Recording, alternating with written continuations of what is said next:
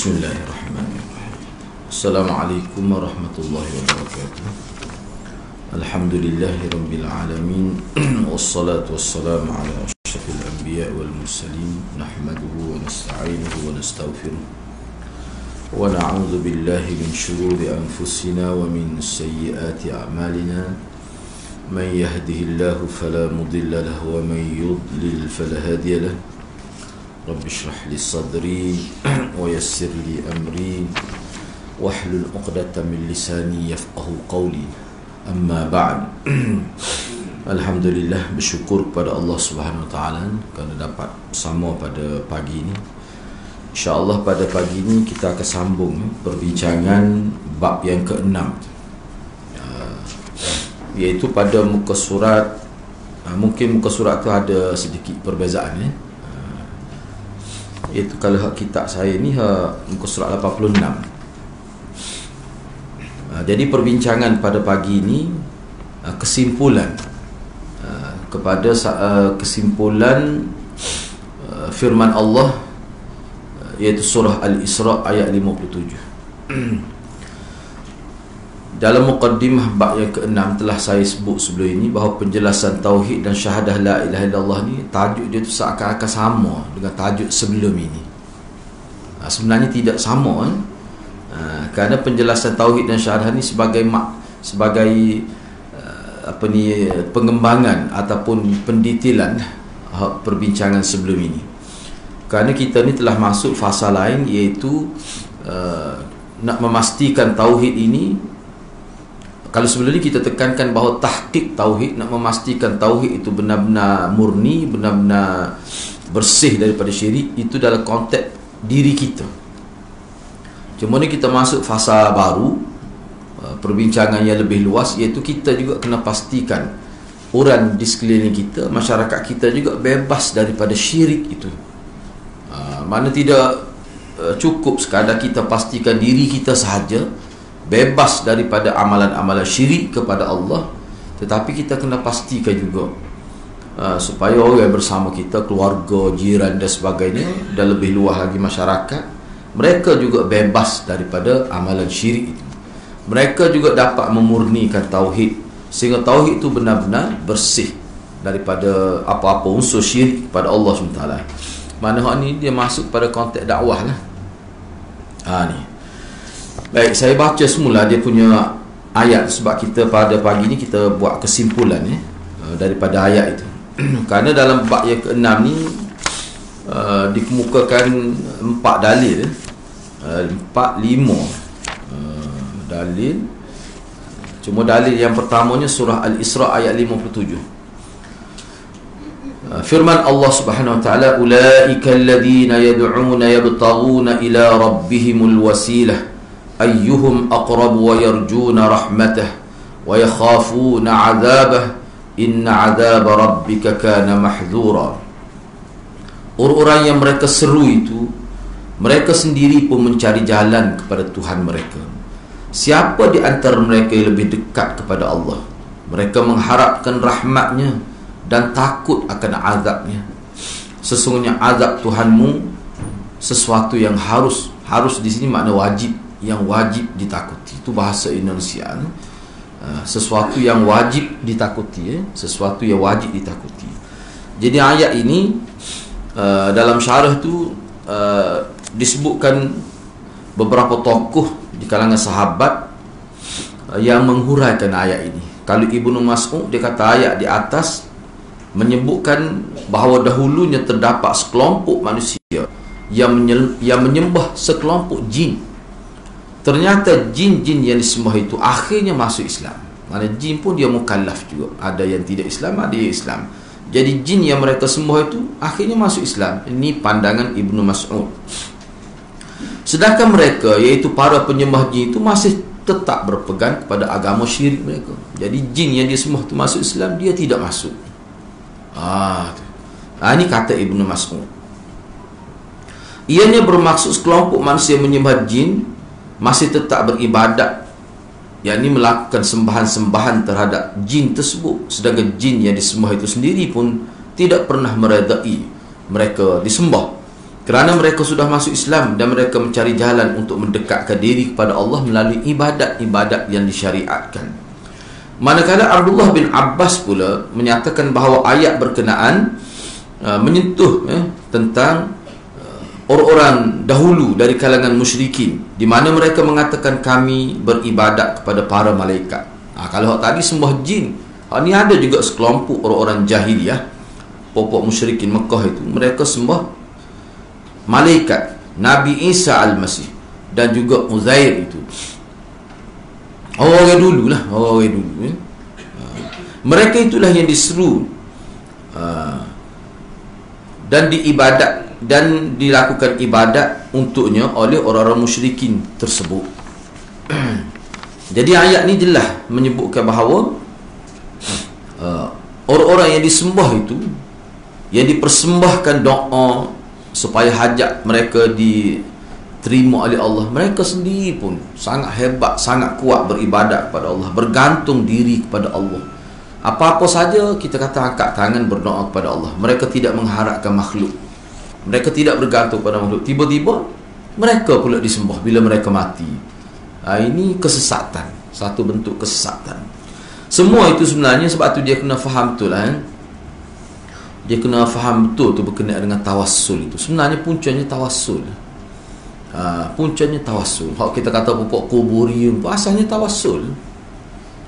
Seperti yang saya sebut sebelum ini, bahawa ada seorang yang kira-kiranya guru tarikat peringkat MA juga, dia belajar dalam bidang usuluddin ni.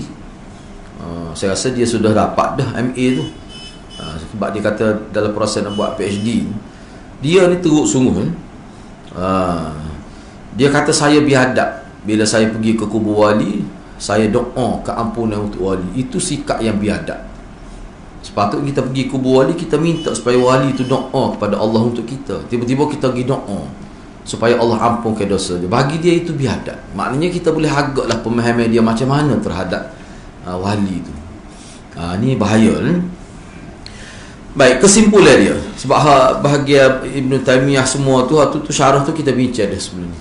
Baik, kesimpulan ayat ini. Yang pertama, ayat surah Isra, ayat 57 daripada surah Isra itu memberi dibuat kesimpulan oleh ulama lah, beberapa kesimpulan. Di sini dikemukakan 7 kesimpulan ataupun pedoman yang dapat dipetik daripada ayat berkenaan. Yang pertama, ayat 57 dari surah Isra ni merupakan satu bentuk bantahan terhadap orang-orang yang berdoa kepada para wali dan orang-orang soleh untuk menghilangkan apa saja bahaya atau untuk dapat manfaat kebaikan untuk diri mereka.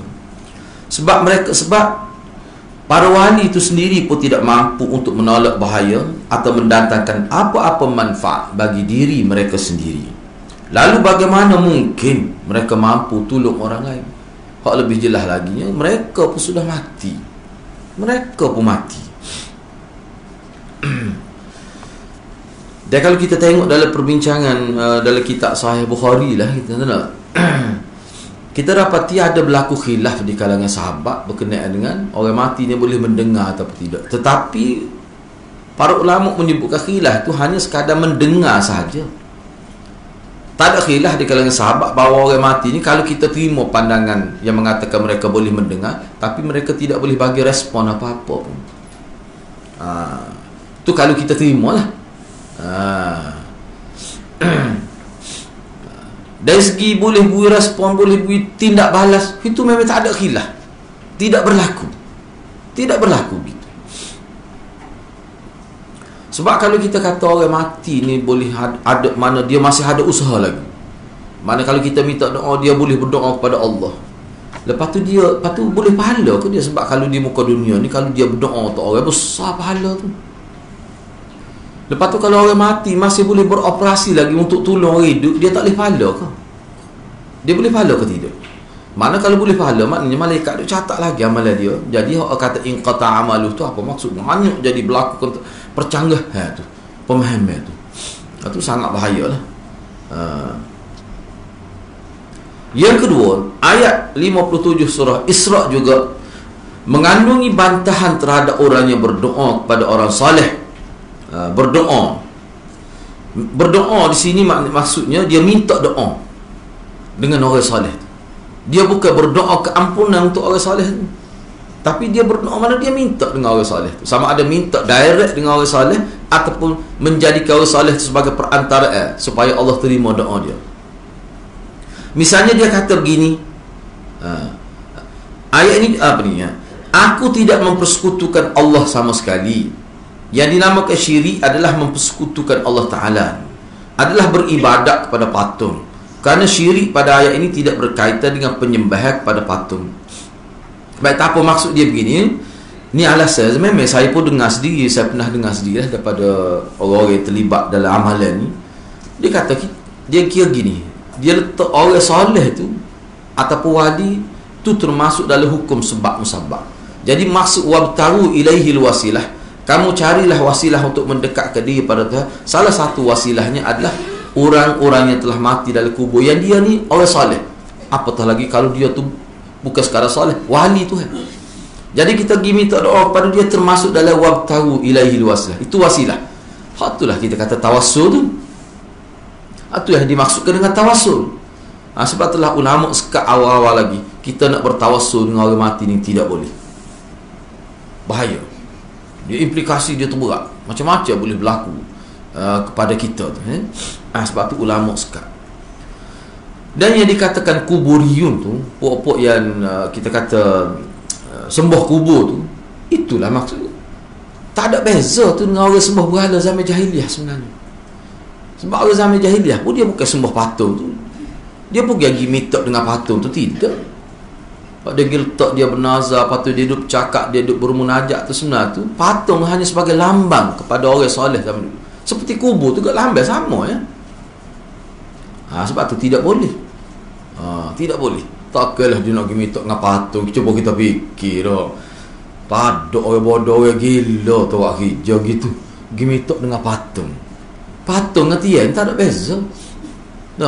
Takkan dia pergi minta gitu. Dia pun faham, tidak kata bodoh sangat dia tu pun. Tawassul juga hakikatnya.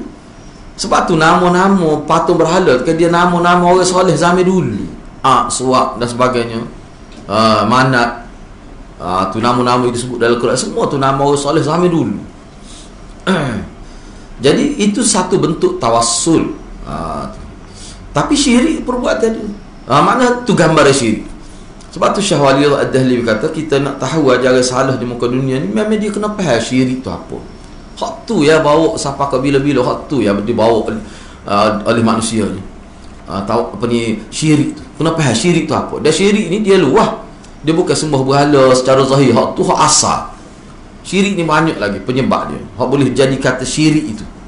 Bukan dalam bentuk sembah berhala saja.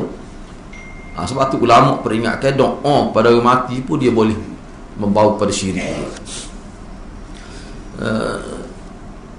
Saya suka sangat cara huraya Syah cucu dia lah, Syah Ismail Syahid, dalam kitab risalah dia tu, Risalah Tauhid.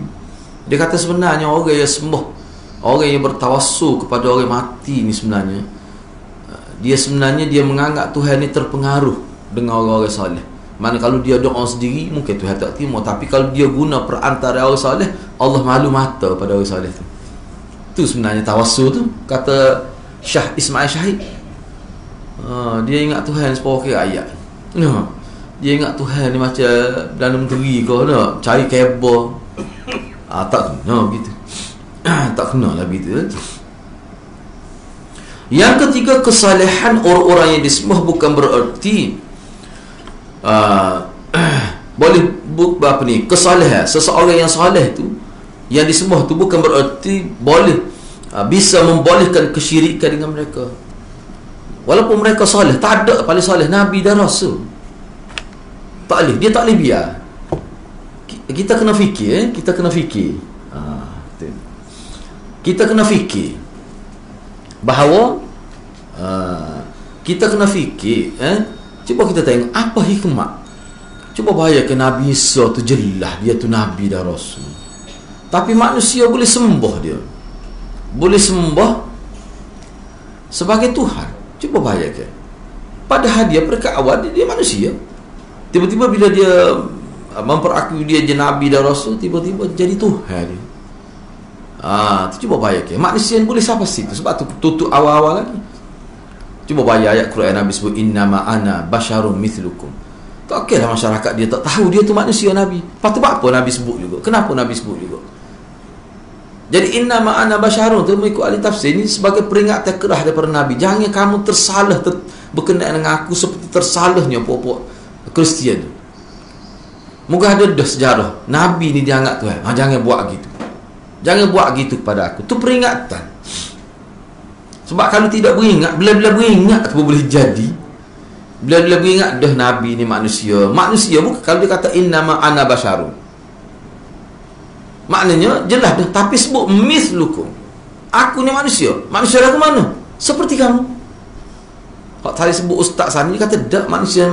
Ustaz tu kata dak Nabi ni manusia tapi tidak seperti kita. Seperti dia kata zamarut batu tapi bukan sebuah batu kuari.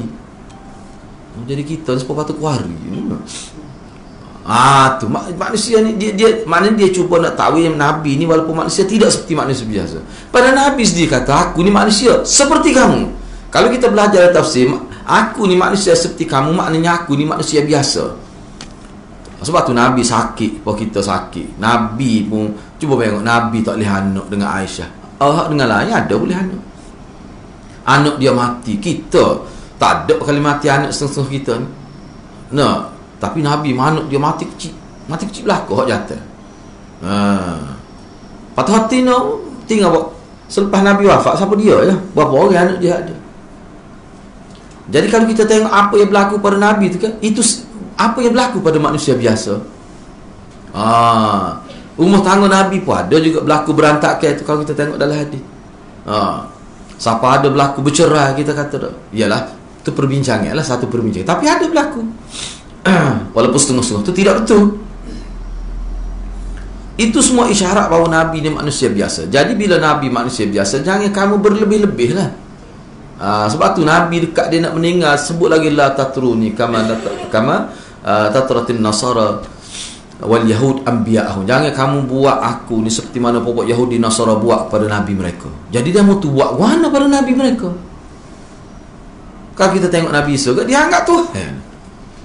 Tuhan ni kemucak pemujaan kalau mengikut ulama. Tu. Baik. Siapa kalau berelui kat siapa Nabi ni boleh berada banyak tempat dalam satu masa. Mana kalau 10 tempat dilakukan maulid, 10 tempat Nabi pergi. Bapanya dia kata Nabi boleh buat gitu. Bukan Nabi, bukan manusia seperti kita. Sebab pada anggap peda Nabi bila mati, Nabi lebih hidup daripada sebelum dia mati. Mana kematian dia tu jadi dia lebih hidup daripada semasa dia hidup. Kehebatan tu kepada dia. Ni bagi tak ada dalil belakang tu. Bagi tak ada lain, semua tu berdasarkan kepada andaya, agak-agak akawil belakang tu. Yang keempat, penjelasan tentang besarnya rasa takut para Nabi dan orang-orang salih kepada Allah dan harapan mereka terhadap rahmat Allah Subhanahu Wa Taala. Sebab apa? Orang-orang yang disembah, orang yang paling tinggi kedudukan mereka adalah orang yang paling kuat beribadat kepada Allah. Orang yang paling banyak. Cuba tengok Nabi dalam hadis dia. Ada satu hadis Nabi sebut aku ni istighfar 70 kali sehari. Lepas pada tu hadis lain mutaakhir, hadis yang mutaakhir lah. Padahal Nabi tu dalam keadaan maksum dia. Tu makna orang soleh ni dia paling takut. Dan orang soleh ni dia tidak mahu dia ni jadi fitnah pada orang yang bodoh. Sebab tu kalau para wali Tuhan, misalnya Imam Abu Hanifah, biasa kita dengar cerita dia, bila Allah tunjuk kepada dia keramat, dia doa supaya lepas ni janganlah berlaku gitu. Dia takut orang sesak. Kalau kita buat nego parok tu, boleh piti banyak kalau ada keramat lagi. Tapi orang soleh tak, dia bimbang. Takut orang jadi sesak kerana kelebihan yang ada pada dia. Jadi dia minta supaya Allah jangan tunjuklah. Itu orang panggil wali Allah. Yang kelima, seorang mukmin berjalan menuju pada Allah dengan berada antara rasa khauf dan raja. Ni. Jadi orang beriman ni dalam konteks dia ibadat pada Allah, dia sentiasa ada takut dan mengharap. Takut daripada azab Allah dan mengharap ke dapat rahmat Allah. Dia berjalan serentak dua tu. Jadi bila dia takut, dia tak akan buat sesuatu yang Allah larang. Dia betul-betul akan ikut Nabi. Dia nak supaya dapat kecintaan Allah. Raja tu setiap ibadat dia buat sentiasa doa. sama ada doa dalam keadaan khusyuk, dalam keadaan tidak khusyuk, supaya Allah Subhanahu Wa Taala beri rahmat kepada dia. Tu sifat dia. Jadi kena ingat, kena buat dalam kurung yang situ, ini apa ni kita kata kemuncak, tulis itu kemuncak apa ni, berharap, kemuncak kebergantungan kepada itu. Masuk khauf dan rajak ni merupakan satu kemuncak sifat bergantungnya orang beriman kepada Allah. Dengan ada rasa takut dan juga sentiasa mengharap ke rahmat, itulah orang panggil pengharapan, kebergantungan. Kita tak bergantung kepada makhluk. Jadi sebab tu khauf dan rajak ni satu sukatan, satu tajuk besar dalam agama kita. Tak boleh kita letak pada orang lain, jadi syirik tu. Kalau letak khauf dan rajak kepada selain Allah, dia jadi syirik. Jangan termain-main, jangan buat main-main tu. Yang keenam, ibadat seseorang tidak sempurna kecuali dengan khauf dan harap, rajak.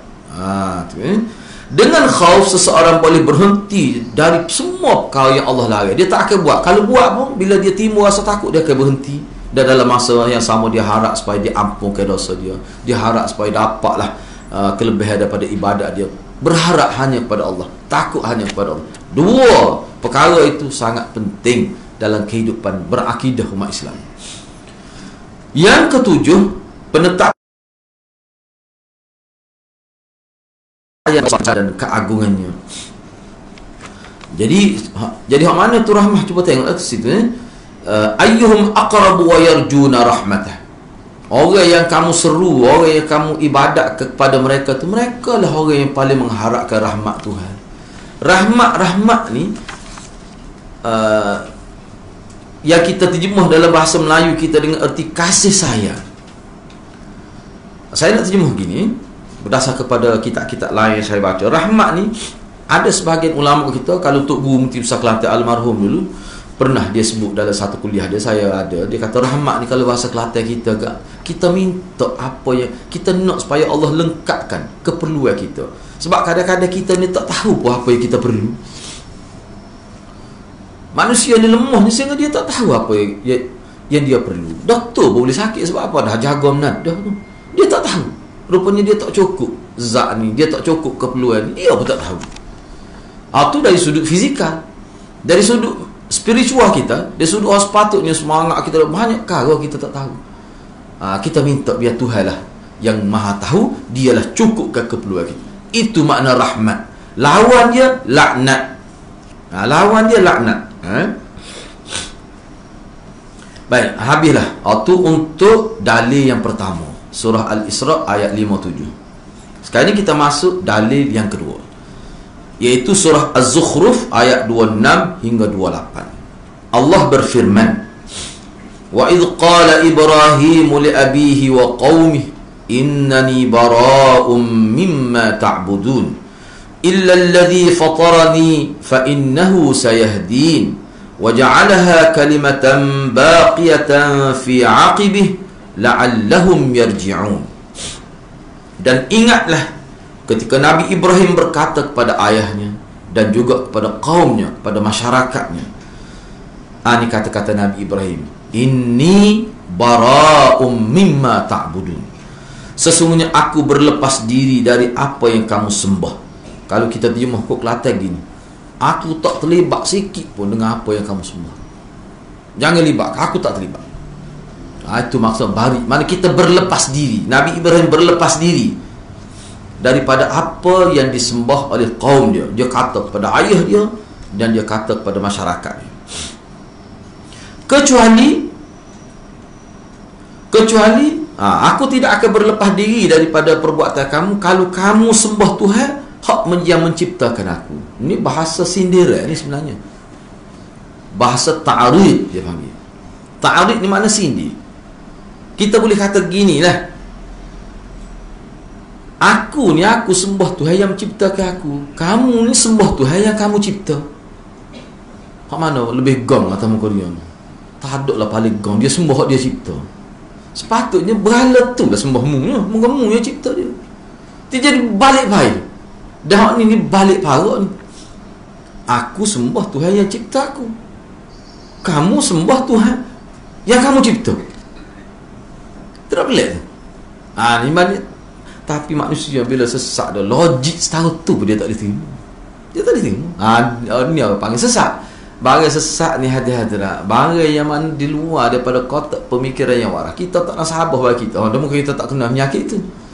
Kita kata tak nak sahabat, ya Allah, apa jadi ketemu. Boleh percaya ni kerajaan langit.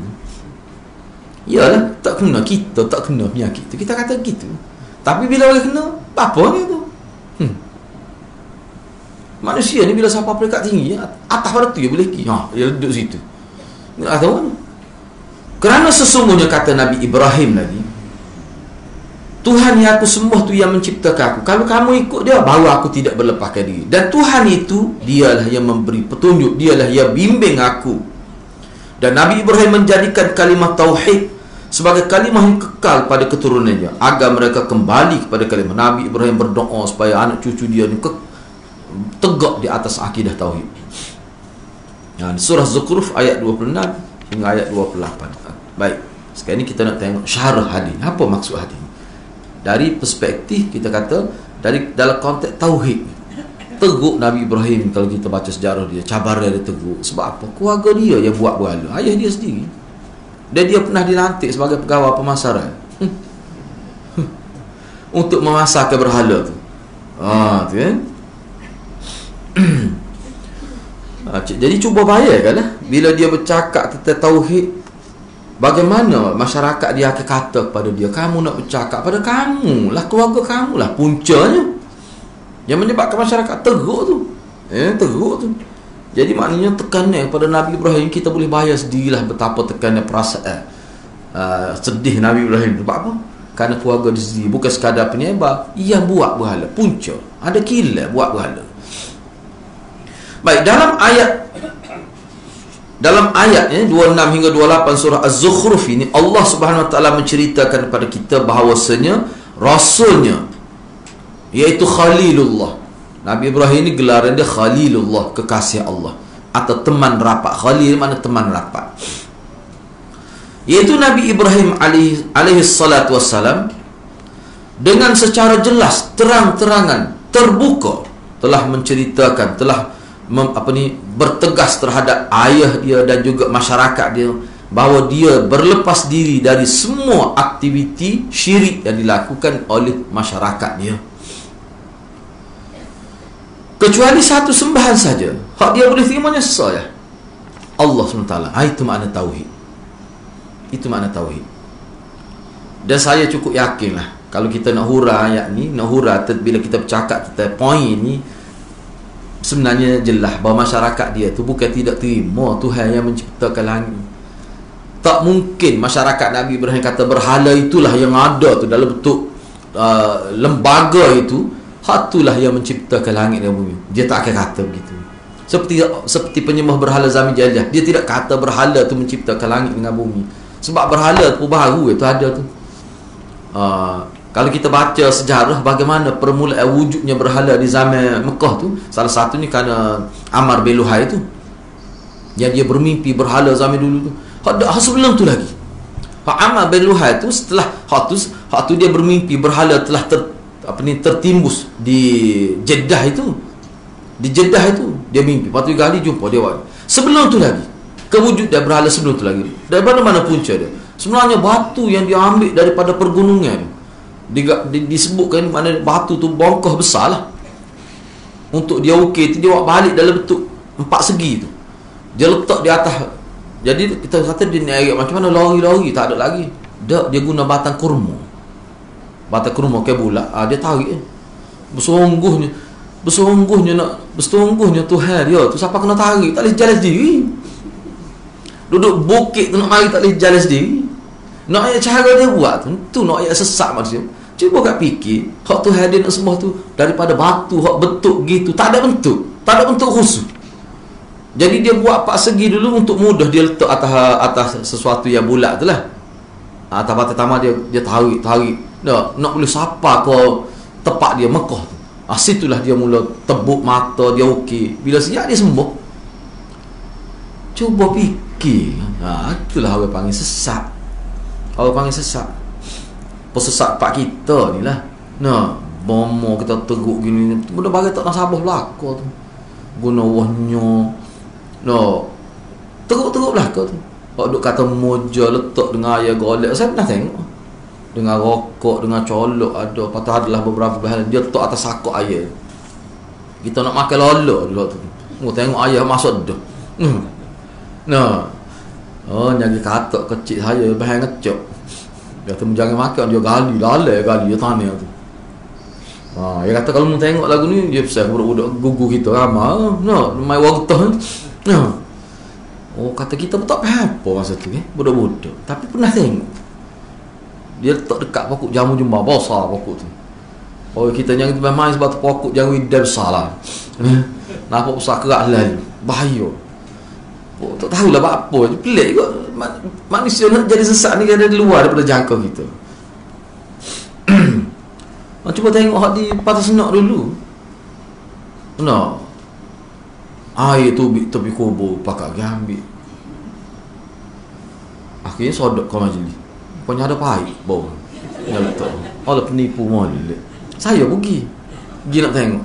Tapi pakai sebai tutup nampak mata. Orang jual pasal malam, kurang belah malam macam jual pasal malam. Penuh orang ambil air. Tulis itu perempuan hit tak boleh masuk. Saya pergi dia.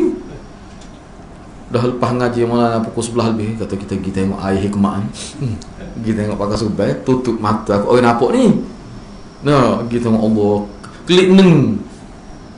Masyarakat kita ni setara tu ya. Nak hati ada sesak. Tak ada tak apa, ada boleh nyakit lalu. Tu sebenarnya masyarakat kita bahaya. Sebab tu dia kena selalu dia tak boleh elok. Dia tak boleh elok. Sebab tu saya tekan sangat kita ni sebagai orang agama, khususnya mufti lah. Mufti, majlis agama dan sebagainya. Dia kena tengok kalau ada lah sesuatu tu yang boleh membawa pedesak yang kita sepanggil juzur tu. Ulama sebut juzur tu, iaitu benih dia tu, tunas dia tu. Hak tunas tu naik dah sebelum tu lagi benih, butir dia tu. Kena tahu selalu. Kena buah selalu. Sebab dia kalau butir motel dia keluar motel. Kalau butir tu kita tahu deria tu ubik pokok deria. Jadi kalau butir sesak dia akan tubik sesak lah. Punca dia tu. Dia tak boleh jadi besar gitu. Masalah. Hatulah kita duk bincang ni. Kenapa ulama suka awal-awal tak boleh pergi duduk di kubur duduk minta apa tu. Dia bawa pergi situ. Hak tak asalnya syirik. Supaya ni lah, supaya zina lah. Kenapa muqaddimah zina pun diharam? Sebab dia boleh bawa ke situ. Ikhtilaf bainan nisa' wal rijal. Mana percampur pergaulan bebas laki perempuan. Dia boleh bawa pada hak asalnya zina. Tapi sesuatu yang boleh bawa pada zina semua jadi haram. Sebab apa tu? Serius agama. Dia nak tutup sesuatu yang besar. Sebarang jalan yang boleh membawa ke arah semua ditutup. Itu sikap agama. Serius lah. Gitu maksudnya. Jadi Nabi Ibrahim, sebenarnya kalau kita tengok sini, saya boleh guna satu bahasa yang lebih mudah. Nabi Ibrahim bukan melarang kaum dia melakukan sembahan. Tidak. Jangan kita silap. Hak Nabi Ibrahim larangnya sembah selain Allah. Memang Nabi Ibrahim ajak masyarakat dia buat sembahan, tapi untuk Allah saja. Itu maksudnya. Sebab kalau kita perhatikan manusia ni, hak dia buat ni tak, sebenarnya sebab tu Nabi dipanggil mursyid, pembimbing. Manusia ni kalau dia semua ikut dia semua, matahari dia semua. Maknanya manusia dia nak pada sesuatu yang dia agung-agungkan, sifat fitrah dia. Jadi kita ni kena apa ni, guide dia lah, kena bimbing dia. Nak sembah Allah saja, hal lain tak boleh. Manusia nak makan, agama tak larang makan, tapi kena makan ni. Tak boleh makan ni. Gapo dia lagi. Manusia nak pakai, kena pakai, tapi tak boleh pakai ni, kena pakai ni. Tu manusia maknanya bimbingkan. Nabi ni nak bimbing manusia supaya kena dengan kena Tuhan. Tu. Jadi dalam bab agama ni pun memang manusia ni hakikat sebenarnya, hak orang panggil etis pun sebenarnya hadirat. Kalau kita baca buku hak etis sebenarnya, bukan dia tak percaya pada Tuhan. Hati kecil dia sebenarnya seperti kita. Dia ada. Sebab tu kalau dia paut ke, dia akan teringat juga pada satu kuasa. Cuma dia tak tahu kuasa apa sebenarnya.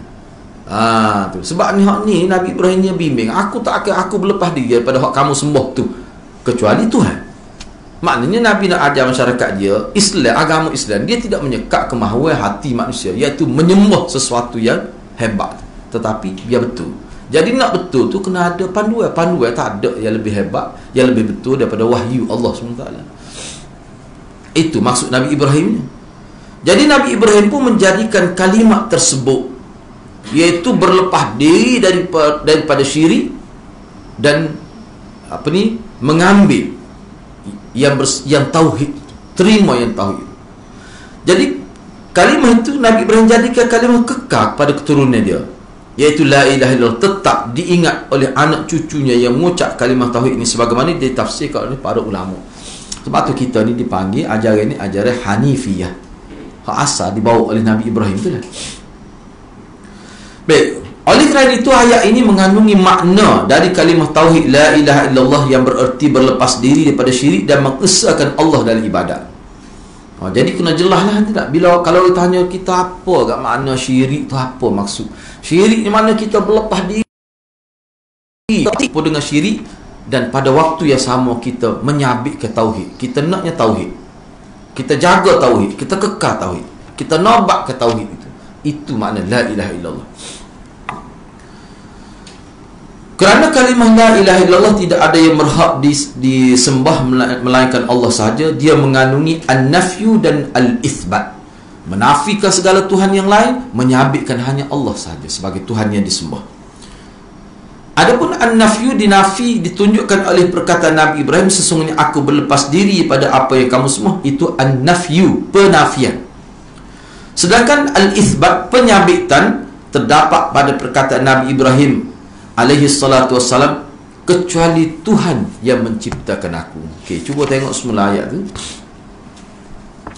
Cuba tengok ayat 26. Kata Nabi Ibrahim kepada ayah dan masyarakatnya, innani bara'um mimma ta'budun.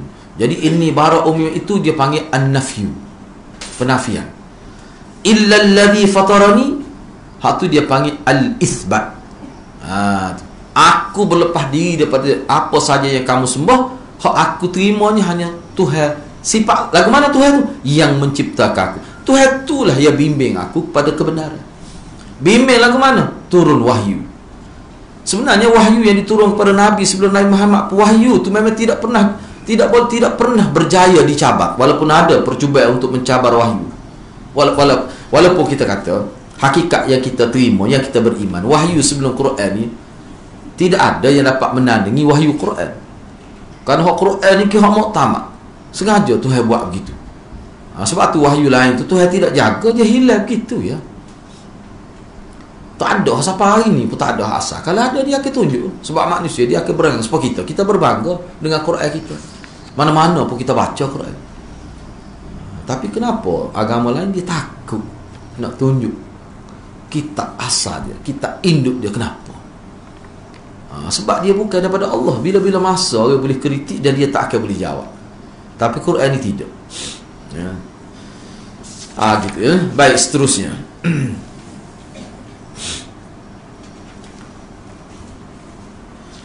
Kesimpulan surah Az-Zukhruf ini ayat 26 hingga 28 ni, yang pertama, berdasarkan kepada ayat ni juga ulama membuat kesimpulan bahawa prinsip ataupun akidah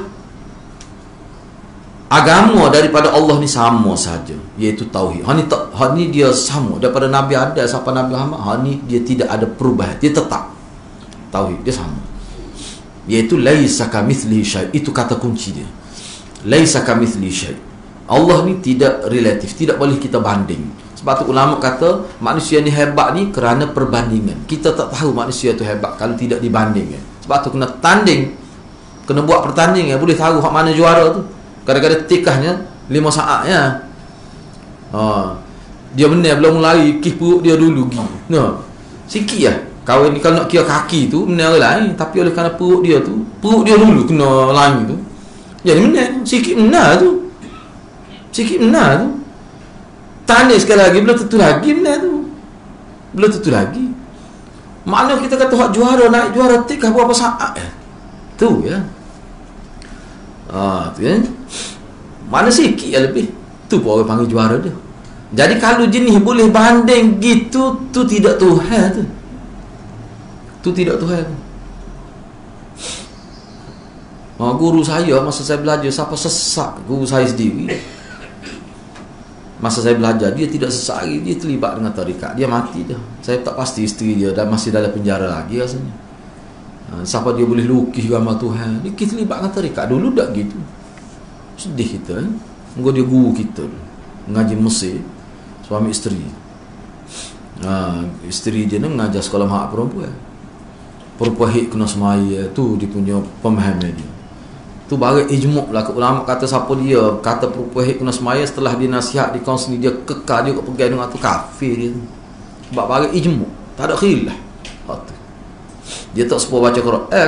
Ketika hit baca Quran, dia tu khilaf ulama, tapi tak boleh semaya, itu ijmu'. Tak ada sorang pun ulama khilaf dalam bab tu. Tiba-tiba dia kata gitu. Dan dia boleh lukis gambar Tuhan berdasar kepada dia punya kasyaf dia tu. Tinggi kasyaf ni. Siapa boleh lukis gambar Tuhan. Yang kedua, terang-terangan menyampaikan kebenaran. Ini sifat Rasul. Sebab agama yang dibawa, agama samawi, dia bersifat tasrih, dia bersifat penjelasan, menjelas. Mana terang, dia tidak ada sembunyi-sembunyi. Kalau jenis sembunyi-sembunyi ni, patut dia kena baik syarat dia gini-gini pula. Tu cara tu hadirat. Dia baik ni hadirat. Tengok benda sahabat Nabi pun beberapa perkara. Sebab dia Islam ni dia umum. Bila sahih kamu boleh terima. Tak ada baik nak pakai serban pun baik nak cara tu tak betul tu. Sebab kita ni mari orang ngaji dua pintu ada. Terbukanya. Tak ada tutup gapo. Tu sifat Islam. Ni kalau nusuk saya pernah minta di gunung kapung gunung tu kan. Baca juga tu. Baca sama. Tak nak buat mana. Berkali pusat dia mana. Minta nak masuk. Adalah ajaran dia tu. Mati dah tok guru dia ni. Dulu dia pergi ngajar di Pondok Menali tarikat. Kau masuk. Tak boleh masuk. Kecuali kena rekomen daripada orang yang lama dah. Tu pun kalau diluluhkan oleh guru dia. Ketemu dah. Tak boleh. Apa gitu. Tapi Islam tak mari dah so. Kempen nak pula tak mari. So mari. Jasa sekali buat makan. Nak suruh mari. Tu Islam. Sebab tu tidak kena tengok lah. Kalau jenis pasal nusuk tak apa nak ayak kat orang tu. Panggil awak je tak boleh mari dua orang. Apa kena mari seorang. Dan bila mari sampai 5 kali mari baru boleh baik baru boleh satu pengiktiraf daripada guru. Cara tu tak betul kalau lagu tu. Lepas tu nak mengajar kau dia sampai nusuk-nusuk gitu. Cuba ya. Ilmu belah mana sampai kena nusuk-nusuk gitu. Dia kalau sifat tak betul ni, sebab tu agama ni dia ada sifat dia. Dia ada sifat dia. Sifat dia terbuka. Tak boleh sembunyi-sembunyi agama ni. Sebab memang dia diturunkan untuk didedahkan. Untuk didedahkan. Sebab tu ulama kata kalau Syiah ni sesat mana lagi Syiah. Khomeini kata nahnu ala dinin law asya'u la adallana Allah wa la in katamnahu la azzana Allah. Kita berada di atas satu agama, jikalau kita sebarkan agama kita, Allah akan hina kita. Kalau kita sembunyi ke agama kita, Allah mulia ke kita. Tu agama penipu hangit dia panggil. Kalau gitu kita ni hak kita nak kata nahnu ala dini lau asya'ahu la adallana la azana. Kita berada atas agama, kalau kita sebar agama kita, Allah mulia ke kita. Kalau kita sembunyi, Allah akan hina kita. Tu agama tu. Jadi gitulah dia. Jadi kita ni berada di atas agama Islam, kita wajib sampai. Kita tak boleh sembunyi ilmu. Banyak ancaman daripada hadis orang yang sembunyikan ajaran agama. Dia akan dibelenggu dengan rantai daripada api dalam neraka. Dan dikata ke syaitan semua macam-macam lah. Macam-macam lah. Sebab tu kita sebut pun dengan cara yang hikmat lah, dengan cara yang bijaksana. Baik.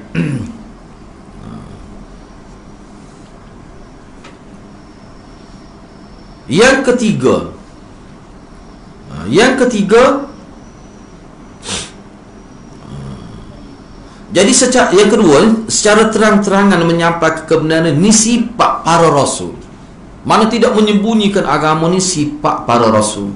Yang ketiga, menampakkan pengingkaran serta berlepas diri daripada agama orang-orang musyrik, ni juga sifat para rasul dah orang beriman. Jadi kalau hak berkait dengan syirik, berkait dengan kita kata maksiat kepada Allah, kita akan berlepas diri. Sebab tu saya suka sangat kita jelas sangat nampak. Itulah marra'a minkum munkaran tu akhir sekali. Kalau tak mampu juga, kita kena kita kena tolak. Kita kena ubah dengan hati.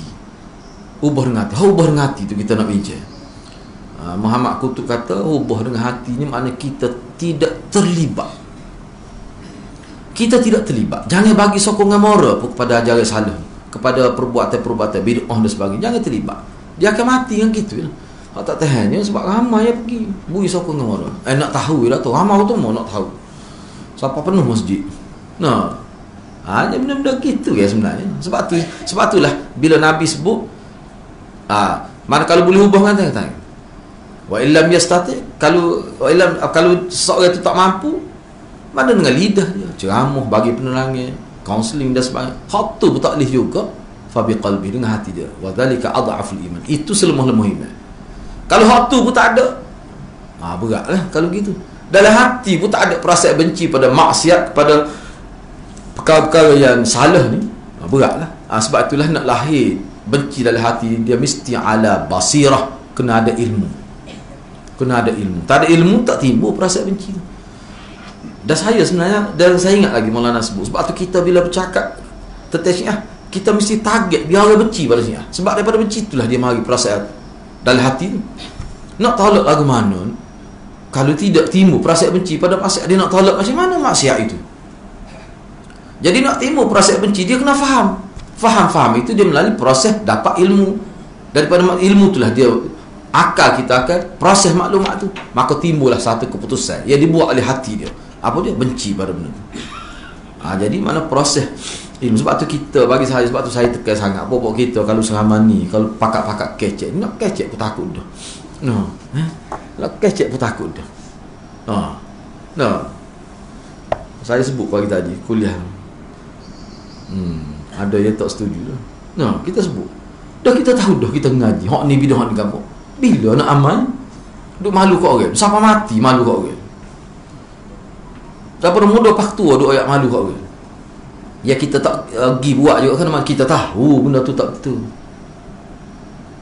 Tu salah hak tu dosa parut lagi tu sebenarnya. Tak boleh kita. Walaupun kita duduk orang lain bangun belakang pun kita duduk lagi. Kena gitu cara. Ataupun tak usah pergi awal-awal lagi. Ni kalau kita buat juga benda-benda itu terlibat juga hati yang jadi ni. Kalau buat-buat akan belajar sunnah ni, dia tidak buat. Orang lain nak buat, itu hal dia. Sebab dia masing-masing akan bawa amalan dia jumpa Tuhan. Bukan kita bawa amalan dia. Cuma masalah kalau kita terlibat, hak bahaya lagi hak saya baca dalam hadis tadi, kita jadi ikut dia orang.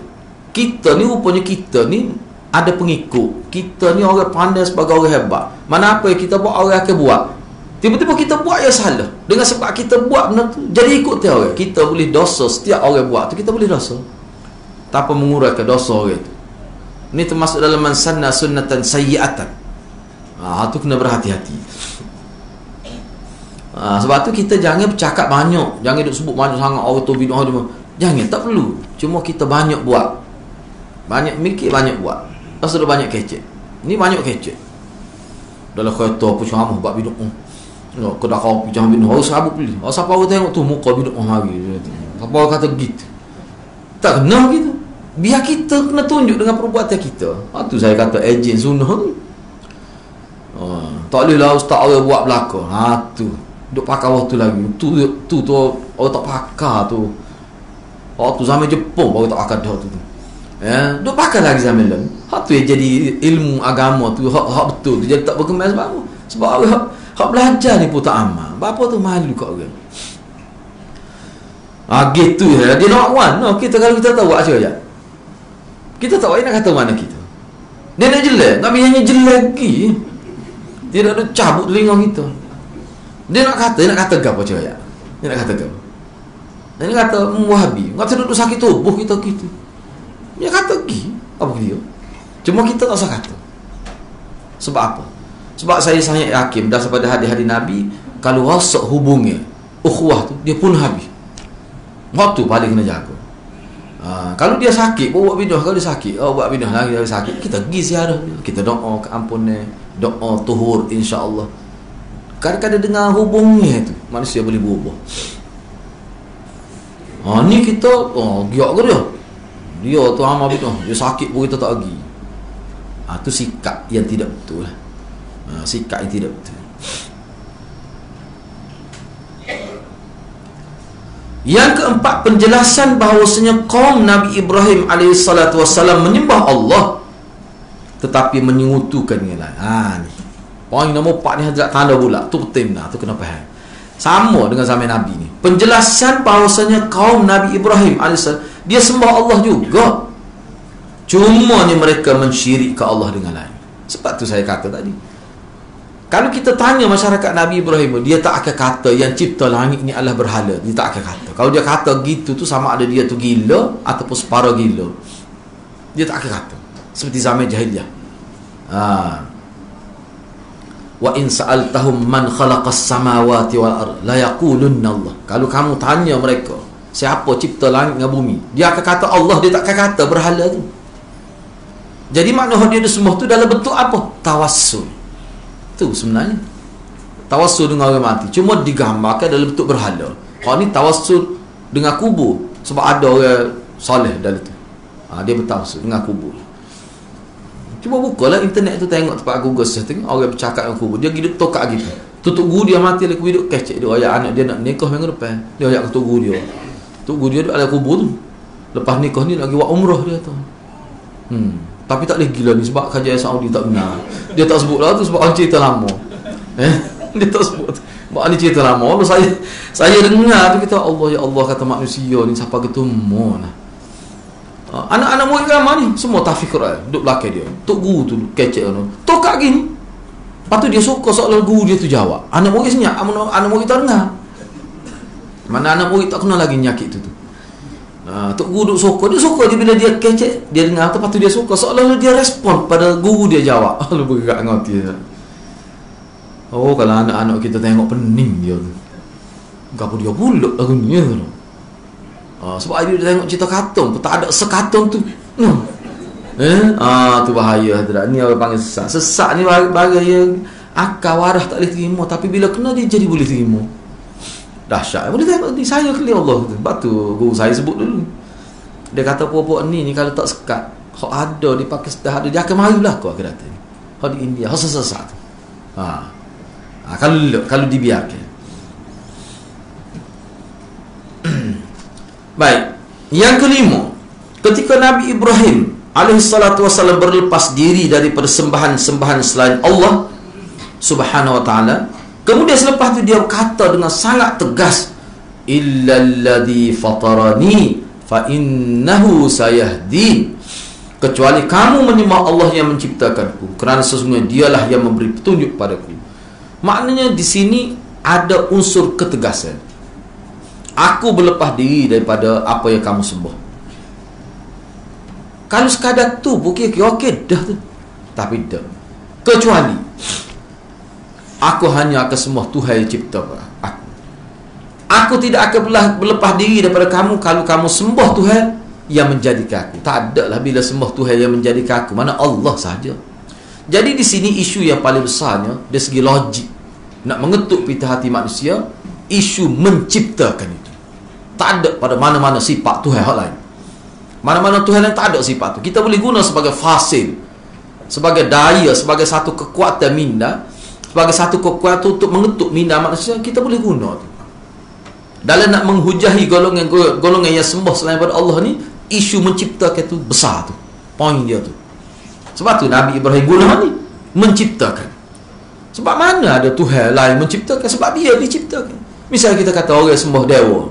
Dewa tu kan ciptanya. Tahu mana?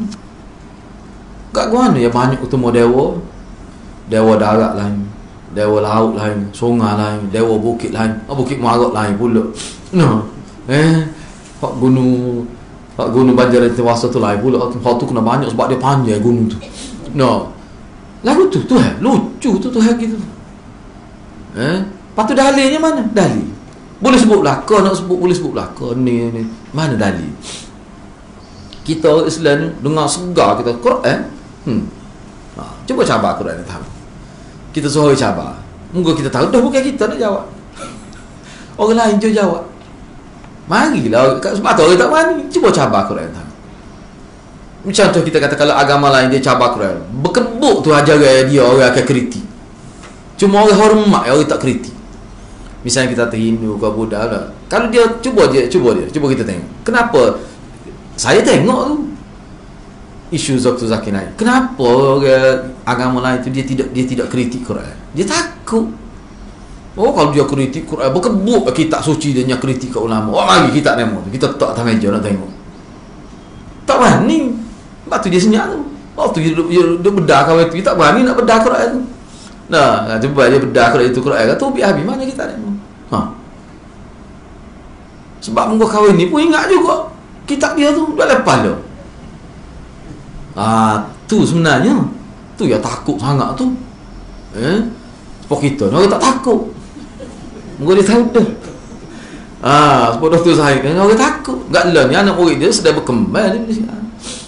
Dengan kehadiran dia di Malaysia begitu ya sebenarnya. Sebab tu Quran ni dia induk punca kebenaran.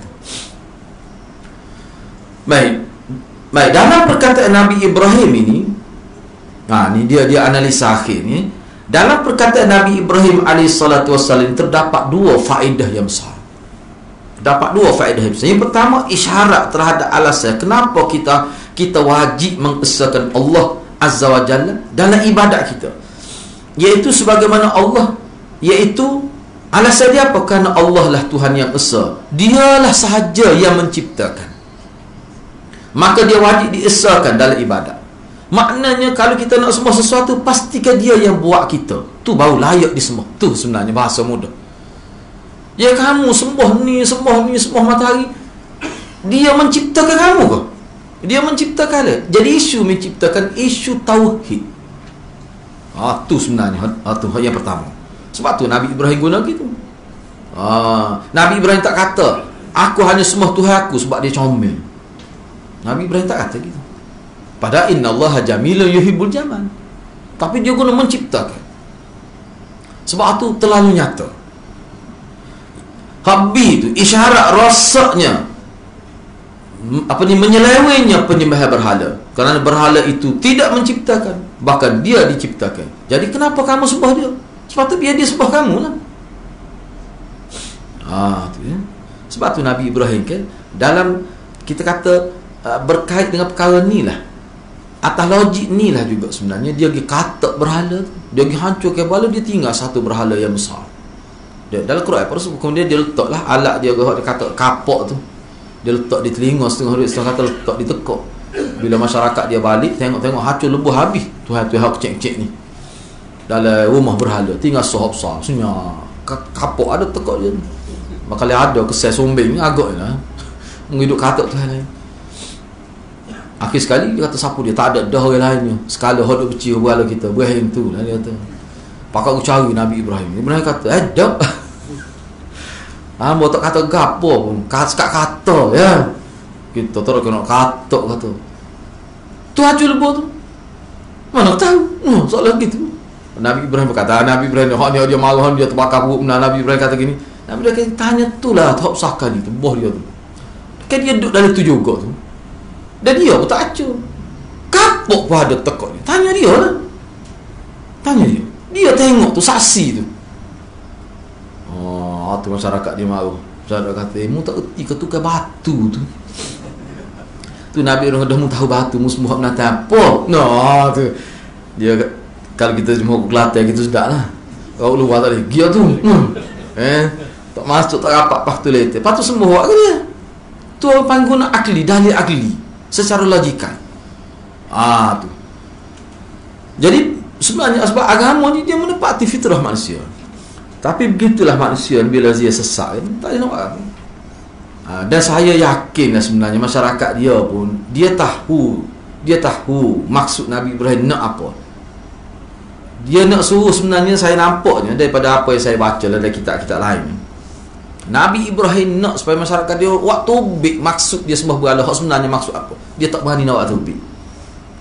Ya Nabi Ibrahim buat gitu, sebenarnya Nabi Ibrahim nak pengikut dia kata, kita bukan sembah berhala, hak ni tawassul saja. Dia nak suruh, Nabi Ibrahim nak suruh taubik tu, tak taubik.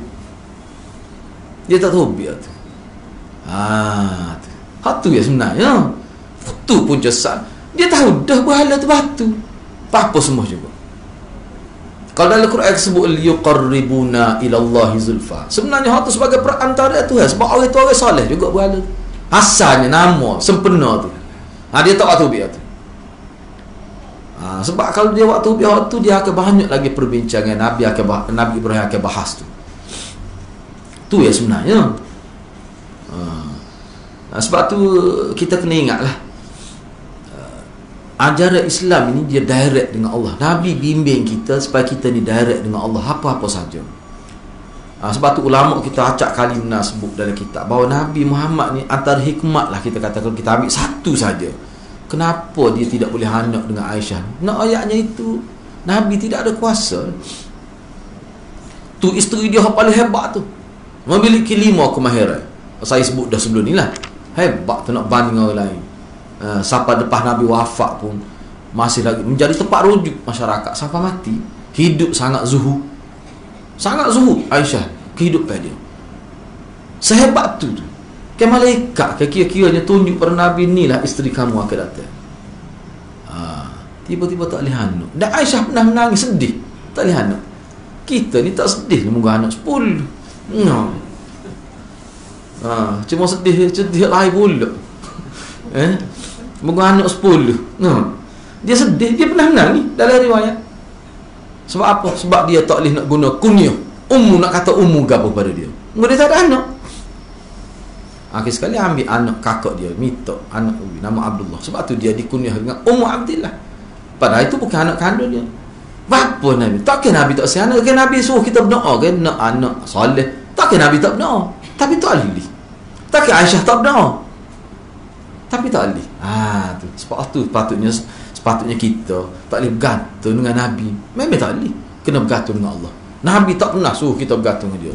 Sebab tu dia pernah panggil Fatimah. Dia royak pada keluarga dia Bani Hashim, kamu nak selamat kena ikut ajaran aku. Kamu tak selamat semata-mata jadi keluarga aku. Kamu Fatimah tak selamat kerana kamu anak aku di hari akhirat. Aku tak boleh buat apa. Mu kena ikut ajaran aku. Sebagai Nabi, bukan sebagai ayah. Ayah semua orang ada ayah. Tapi aku ni bukan sekadar ayah, Nabi. Kena ikut Nabi, ajaran aku. Makna Nabi tak jamin keluarga dia, walaupun Fatimah pun. Makna kalau Fatimah nak selamat, kena ikut ajaran Nabi, ajaran ayah dia. Jadi sebab tu kita kata, kita ni nak ukur seorang ni, bukan ukur kerana keluarga dia Rasulullah, kerana dia keluarga Rasulullah. Tidak, tak ada jaminan. Bahkan kalau kita belajar hadis, ulama kata tak ada satu hadis pun Nabi jamin keluarga dia mesti masuk syurga. Tak ada. Sahabat dia jamin. Sahabat Nabi jamin. Sebab tu ulama kata sahabat lebih tinggi pada keluarga tu. Enggak, Abu Lahab tu keluarga Rasulullah tu. Pot darah, bukan pot darah sabit tu. Pot darah benar.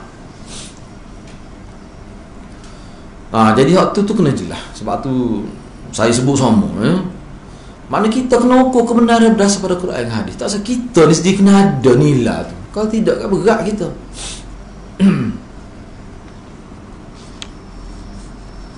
Baik, seterusnya kita pergi pada dalil yang ketiga. Firman Allah Subhanahu Wa Taala dalam surah At-Taubah ayat 31. Ittakhadhu ahbarahum wa ruhbanahum arbaban min dunillah wal masih ibn Maryam wa ma umiru illa liya'budullah illa liya'budu ilahan wahida wa ma umiru illa liya'budu ilahan wahida la ilaha illahu subhanahu amma yusyrikun. Mereka menjadikan orang-orang alim.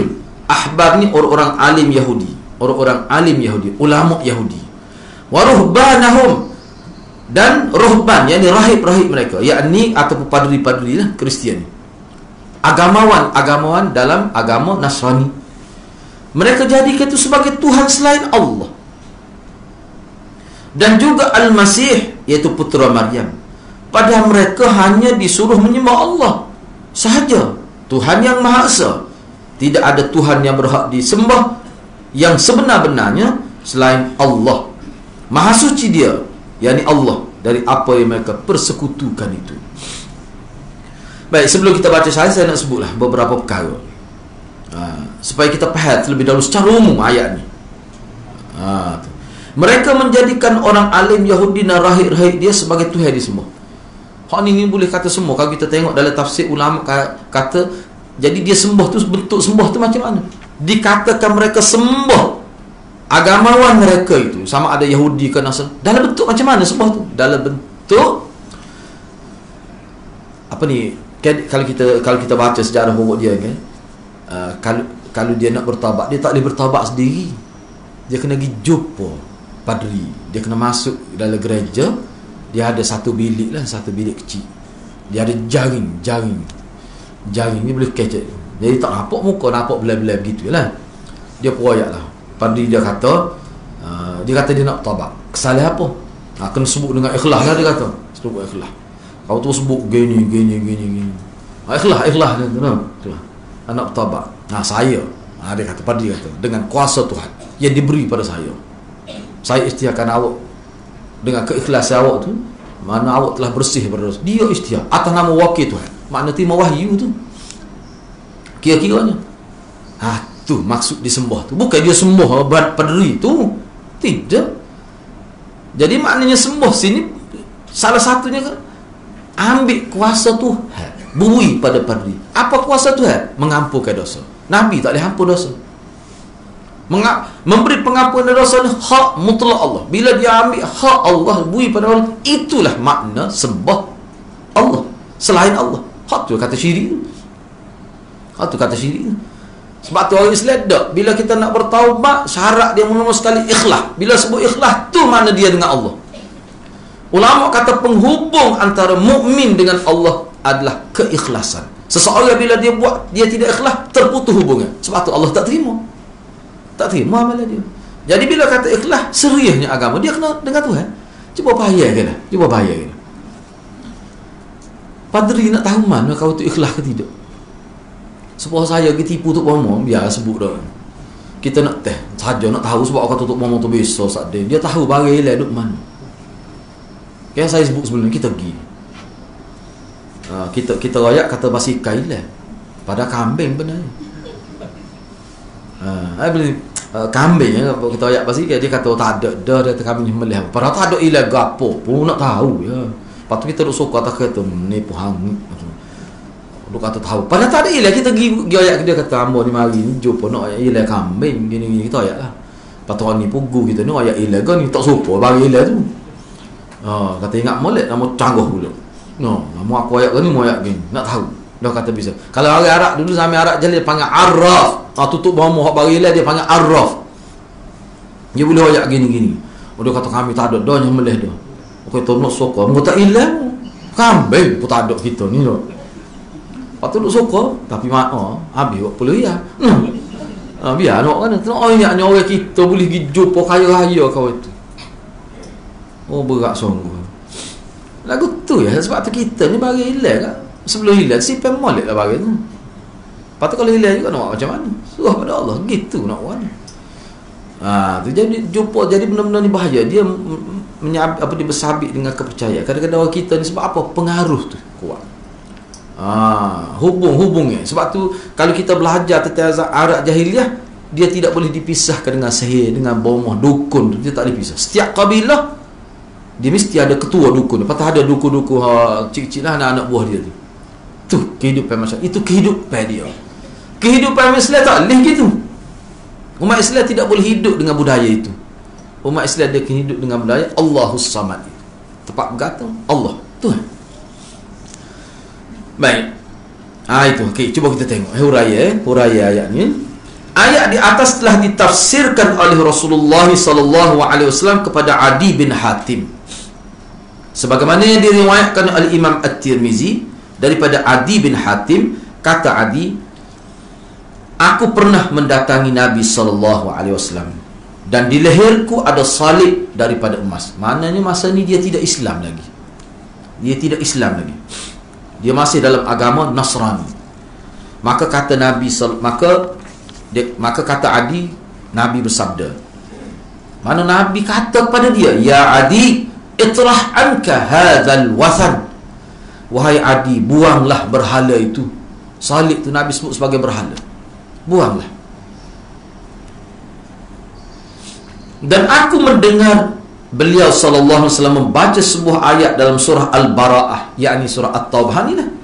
Ittakhadhu ahbarahum wa ruhbanahum arbaban min dunillah. Mereka menjadikan orang-orang alim Yahudi dan rahib-rahibnya, yakni Nasrani, sebagai Tuhan selain Allah. Kemudian baginda bersabda, bila Nabi baca ayat tu, kata Adi, maka Nabi pun hurai ayat tu dengan kata begini, ama innahum lam yakunu ya'budunahum walakinnahum kanu idza ahallu lahum syai'a istahalluhu wa idza harramu alaihim syai'a harramuhu.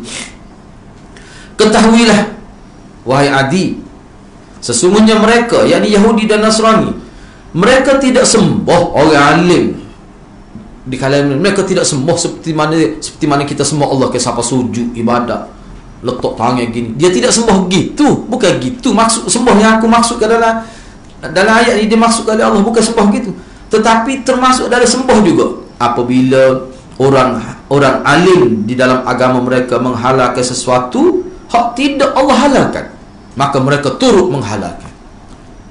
Dan apabila agamawan mereka, orang-orang alim dalam agama mereka mengharamkan sesuatu yang tidak diharamkan oleh Allah, maka mereka turut mengharamkannya. Maknanya mereka menjadikan agama mereka sebagai pemutus hukum dalam agama. Itu maksud sembah. Itu maksud sembah. Bukan sembah di mana duduk sujud supaya kita sembah Allah tu, tidak gitu. Kau Kristian memang begitu. Sebab dia letak awal dia ni wakil Tuhan. Sebab Syiah ni kau teruk lagi. Tu yang wahyu. Tak tahu, saya tengok tak tahu jalan kedok ni. Tak tahu lah, boleh tengok dia. Dia kata Atramen tu, kata dia memang Mahdi. Superman. Buat belakang lah kita pun. Dia ada lah, saya dengar dia bahasa Arab neng kita.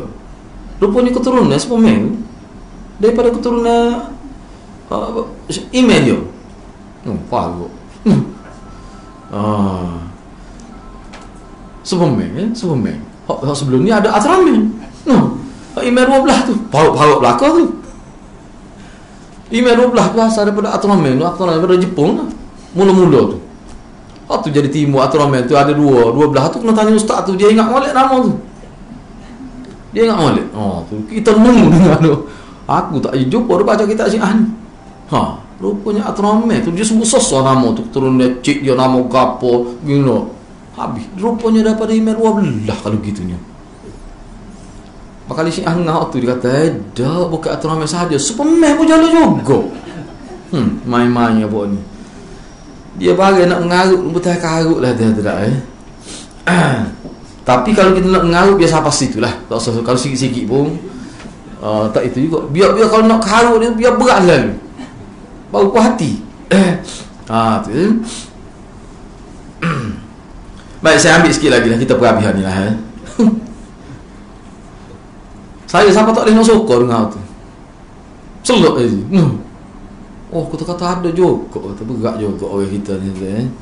Sebab tu dia kena mengaji hadis ni, benda hidup secara normal lah. Agama Islam ni dia tak ada benda pelik-pelik gitu. Sebab tu masa saya mengaji, malah kata kalau pelik-pelik tu tidak Islam lah tu. Islam tadi, Islam ni hidup biasa. Kena ingat asas Islam, kerangka agama ni. Islam dia mari dia bukan kata nak menafikan apa yang maksud, sebab dia nak betul. Dia nak bimbing. Sebab tu kalau kita tengok dalam agama ni dah, cuba kita tengok, mudah ya tidak kita tengok gini. Kita tengok orang yang tak ada agama, dia hidup. Mana beza dengan kita? Ada beza? Tak ada. Misalnya kalau dia makan, mungkin dia tidak agama, dia minum arak. Tapi dia minum, orang panggil minum lah tu. Islam mari tak boleh minum arak. Bukan dia larang minum. Dia tak boleh minum arak, minum ni. Hai tak apa. Buah batu tak apa lagi. Doktor kata tak boleh sakit orang. Tu bak lain. Boleh. Kenapa dia? Dia tak larang kita nak semua nak pakai baju, nak main, nak riadah, nak bersukan boleh. Boleh, tapi kena buat gini. Dia bimbing. Sebab itulah dengan jelas ulama kita, misalnya Muhammad Qutb dalam buku dia Syubhat Haula Islam. Islam tidak pernah menyekat hak manusia nak buat, cuma dia bimbing. Dia bimbing, sepopok bimbing anak dia. Anak dia nak gini. Dia benar cuma kena buat gini. Kalau hak ni salah tak ada. Sebab apa risiko dia gini. Manusia nak bersetubuh lah, kita guna bahasa mudah. Boleh, tapi kena nikah. Apabila nikah ni peratur dia. Boleh. Nak 4 kali sehari tak apa. Tapi kena gini. Apa tu? Kalau langgar ni gini jadinya. Tu. Dia ada satu buku lah, kalau saya nak sebut saja, Maulana sebut ni. Kita muka buku ni bahasa Urdu bahasa. Seorang ulama di India, nama apa tak ingat, ada hakim ke apa nama dia. Muka kita tak baca dia itu urus itu.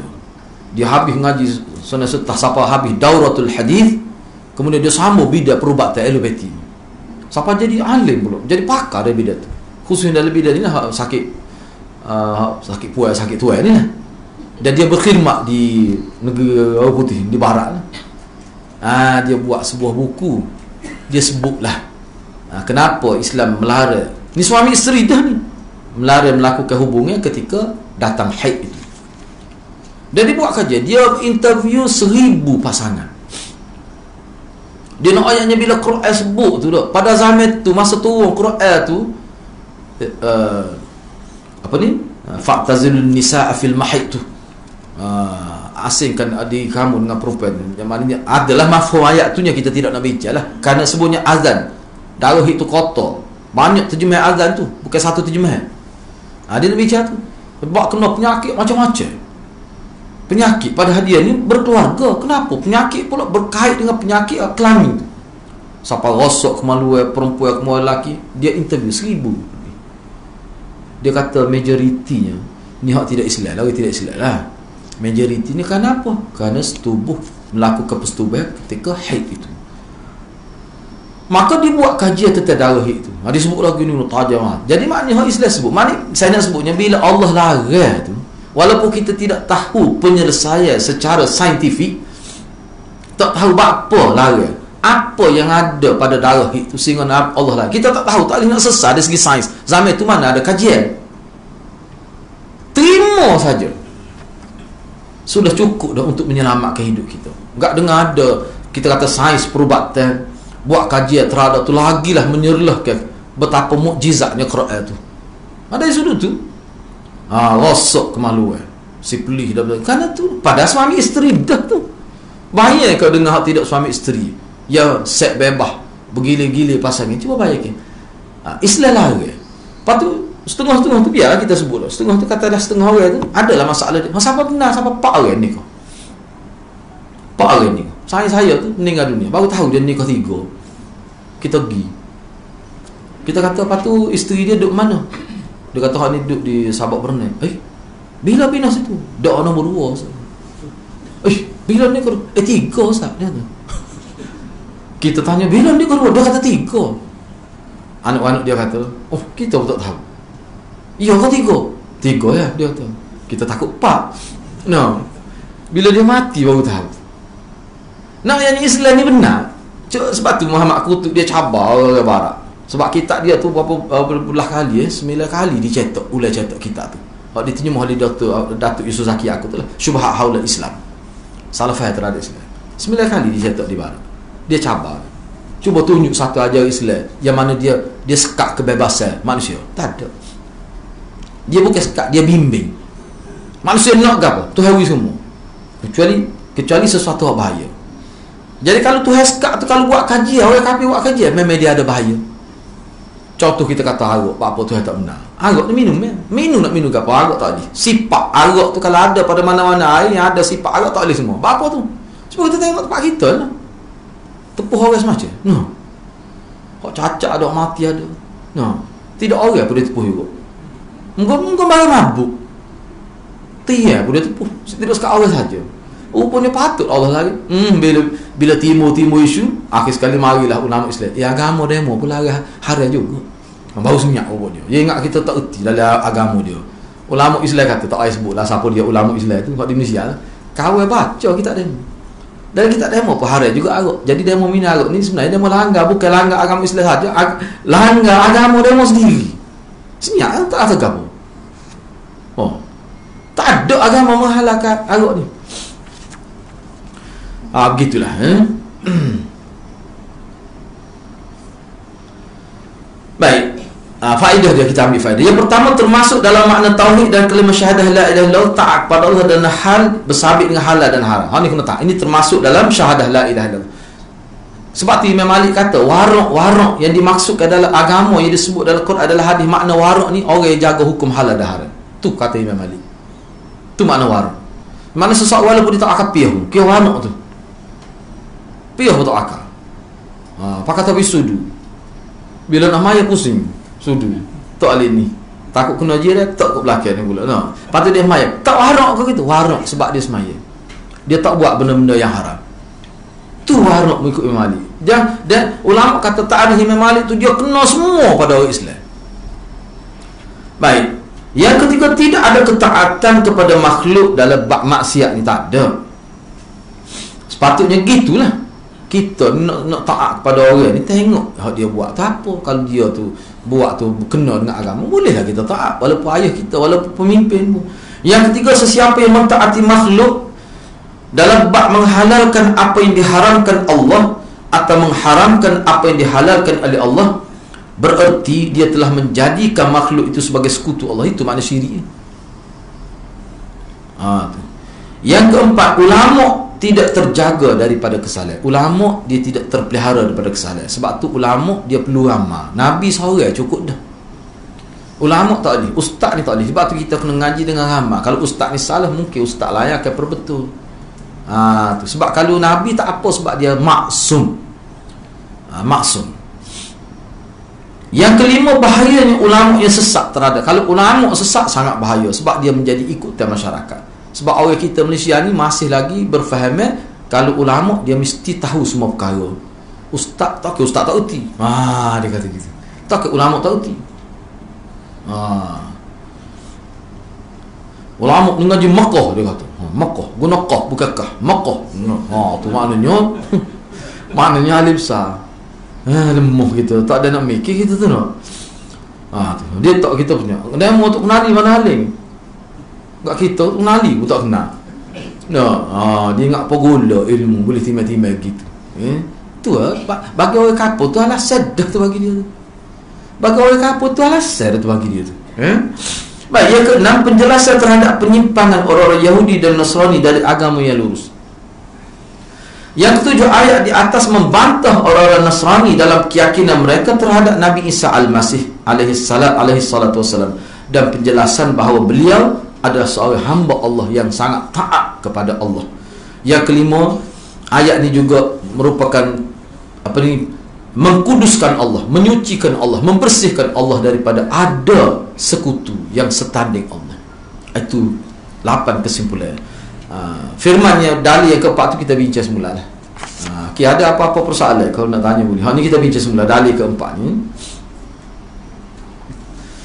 Rasanya setakat tu lah dulu. Kalau ada apa-apa nak tanya boleh dipersilakan. Okey, boleh sila.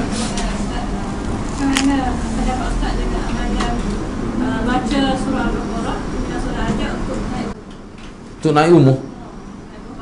Masuk dalam umur lah maknanya. Naik umur ni bahaya kot ni. Rumah baru lah ni. Rumah buruk tak apa. Dia gini sebenarnya. Itulah kita pun ni ada sama soalan ni. Dia gini sebenarnya. Kalau nak kata daripada Nabi memang tak ada. Saya pun tak tahu siapa dia yang buat syariat tu. Kita pun tak tahu. Jadi tak sama. Lepas tu tak ada kau bila nak masuk dalam rumah ni baca ada ke Nabi ajar.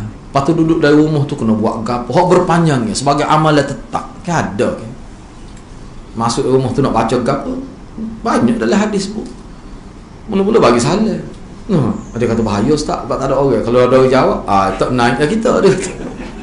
Dah tahu dah tak ada orang Bu salah. Tiba-tiba ada orang jawab, tak ada apa. Nabi ada tu gitu. Bu salah dulu kan. Tak ada bunyi tu. Lepas tu apa dia gitu. Contohnya bismillahirrahmanirrahim. Kan saya tengok dalam kitab, dia bukan untuk hak tu nak bismillah, kita bertawakal kepada Allah. Bismillahirrahmanirrahim, wala haula wala nak turun boleh juga gitu. Lepas tu apa dia? Masa itu baca Quran hak tu ya.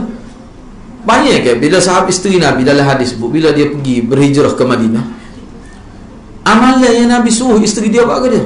Baca Quran. Bahkan Nabi larang duk baca syair sebagai hiburan dalam rumah Nabi. Tidak saya dia duk baca syair, duk mendeklamasikan syair dalam rumah Nabi. Jadi hak tu sebagai hiburan. Nabi suruh Quran. Quran tu lah. Tak ada spesifik, secara spesifik memang tak ada. Cuma kalau ada setengah-setengah hak tu surah Baqarah, ada lagi yang lain pun. Sebab tu mungkin dia ikut-ikut. Dia panggil syariat ikut-ikut dia panggil. Jadi ustaz ni kata gini, ustaz ni pun ambil daripada guru dia juga. Guru dia tu orang alim dia kata. Boleh terbang. No. Jadi tak salah sebab tu kita belajar. Dia gini ya benda ni kalau nak berkat patutlah walaupun ringkas pun. Jangan duduk situ. Sebab berkat ni kerana Tuhan. Bukan kerana kita buat banyak dah. Kerana ringkas pada Nabi buat ringkas. Berkat tadi bukan duduk pada panjang tu. Nah, tak mesti. Jadi kalau naik rumah misalnya semaya ajak apa tak bagi tak ada belaka tu. Saya tengok orang semaya orang baca Yasin je. Orang malu kat orang kita malu dia tak ada apa-apa kita yang tak buat ni. Memang dia apatika tapi kereta. Dia baca Yasin. Masa mai ajak tu rumah tu dia apatika, dia duduk likung nyawa air nak basuh kereta tu. Hai, kita tengok. Tapi tak ada nampak sembuh-sembuh kalau tak ada. Tu kena basuh kedai juga. Dia buat gitu je lah. Macam kita tengok Allah, kita kata beratnya. Ustazah tu buat tu. Lepas tu accident kata tu. Tepi dalam kosak juga ni. Tepi dalam kosak demik lah. Sebut tu kan demik. Kalau dia tidak baca ni kota baru. No. Berlaku di demik. Masa kita duduk demik. Dia suruh kita pergi, kita tak pergi. Dia panggil ustazah lah buat ni. Lepas tu accident. Lepas tu anak dia perempuan dia kata, Maya ajak buat accident juga dia tu.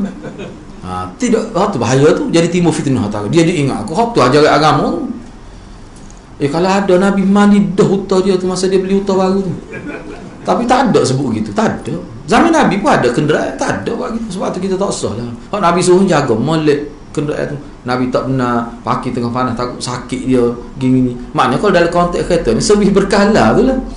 Boleh pahala jaga tu. Sebab Nabi kata kalau dia sakit, tiba-tiba kita emergency nak gimana tak boleh. Lepas tu harta termasuk bazir tu kalau tak jaga tu. Dosa. Maknanya kalau kita jaga molek kereta kita boleh pahala. Kan ikut tu. Tu orang panggil fake hadis tu. Jadi kalau naik rumah tak ada ajaran khusus tu tak ada tu. Orang kita dia buat lah ni. Saya tengok dia gitu dia renjih pintu tu. Untuk ustaz buat ni. Ekor ruah sebab tu. Kita kelih pun kata Allah kata berat. Tak ada. Jadi bagi orang jahil anak-anak tengok tu dia akan bawa lepas ni dia buat gitu juga. Sebab dia ingat agama gitu muka ustaz buat. Muka ustaz ni kira wakil, kira-kiranya orang alim lah ustaz ni, kira begitu lah. Tak usah buat lah tu dia. Baca surah Baqarah baca lagi, tak apa. Maknanya kalau baca surah Baqarah baru boleh naik rumah tu. Faham? Ya, surah Baqarah tu 3 juz 5 muka surat tu. 65 muka surat lebih kurang lah. Wallahualam, saya tak pernah dengar surah Baqarah tu. Sebelum ni surah-surah lain macam-macam lah. Bagai-bagai karut lah gitu ni. Kira ada soalan lain.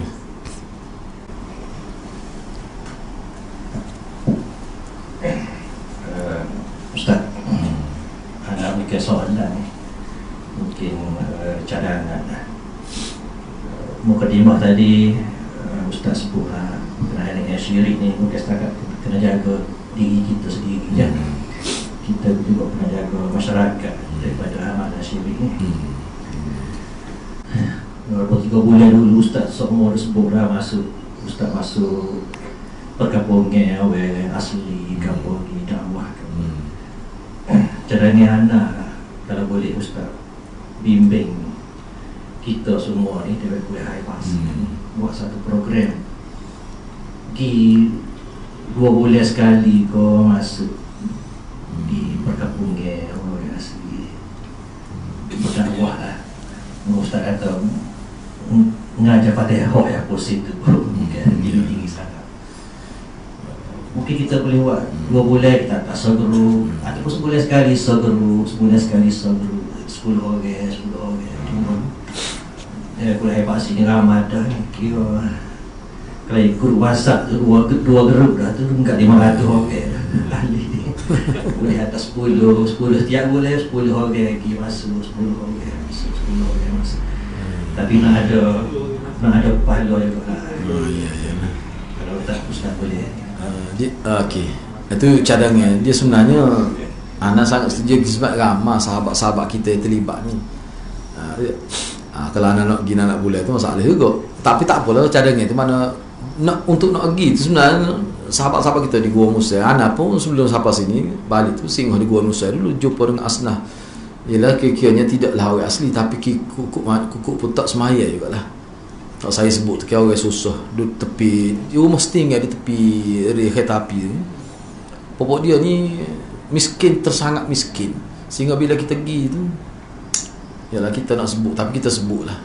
Pokok dia ni acak kali, bukan acak lah, lebih acak nak banding makan lah. Dia main dia pergi tempat kedai dia mungkin tak ada duit. Keluarga, ada anak, ada keluarga lah, rumah setinggal. Dia makan kulit-kulit ayam ni, dia ambil orang bagi, dia klik basuh-basuh, dia goreng makan.